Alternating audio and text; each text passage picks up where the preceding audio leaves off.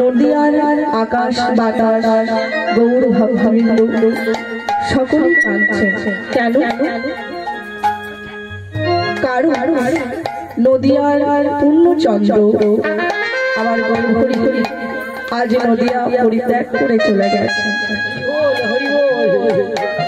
আজ নদিয়ার যে দশা, সেই দশার আস্বাদন করব। তার আগে যে কথা বললে নয়, শুধু নদিয়ার নয়, আজ আমরা যেখানে এসেছি আমাদের এখানে আমাদের গৌর হরি, এখানে আমাদের জীবনের চন্দ্র, শুধু আমাদের নয়, আমাদের বীরভূম জেলার একটা রত্ন, তিনিও আমাদের ছেড়ে চলে গেছে।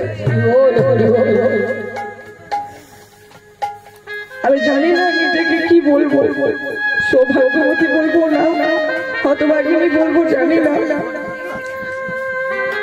যার হাত ধরে এই পথে আসা, যিনি আমাকে এই পথে নিয়ে এসেছি, আজ আমাকে আমি করেছি, সেই মানুষটাই আজ আমাদের কাছে নেই।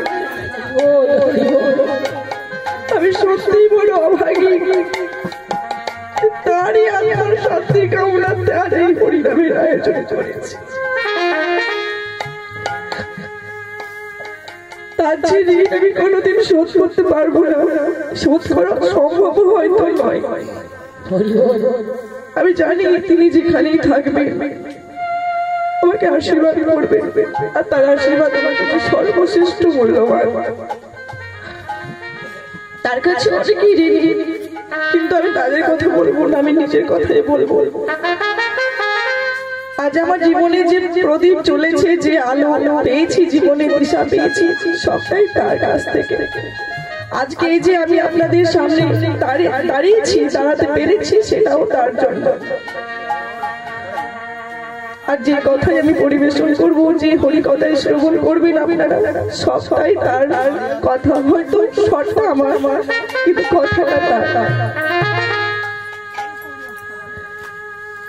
তাই সেই নদিয়ার যেমন দশা আজ আমাদের এখানে ঠিক তেমনই দশা। তাই মহাজন বললেন গৌর বিরহে কিছু কিছু ভক্তের কথা উল্লেখ করলেন, যে কোন কোন ভক্ত আজ গৌর বিরহে কাত হয়ে গেছে। তাই কি বলছেন তিনি?